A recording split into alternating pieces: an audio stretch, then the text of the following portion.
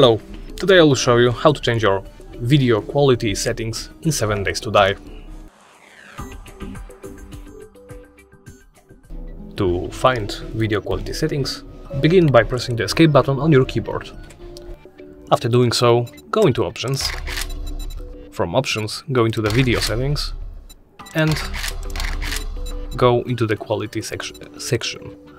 In the quality sections, you can choose between few different presets: custom, ultra, high, medium, low, lowest, to simply optimize the game to the hardware you have. I will crank it up to ultra, why not?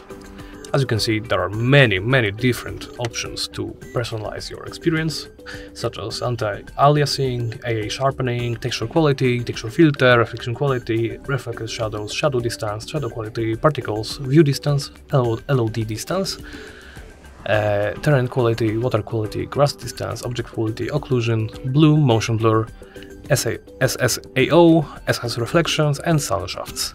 Ooh, that was a mouthful.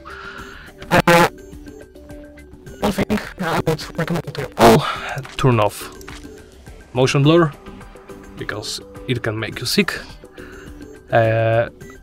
You can leave bloom, SSAO, SS reflection, sun shafts, that's okay.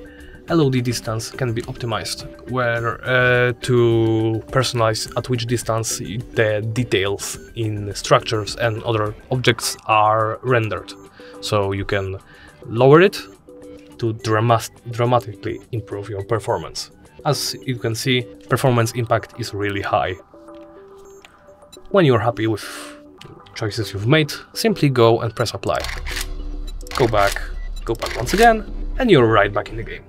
Thank you for watching, and please remember to comment, like and subscribe.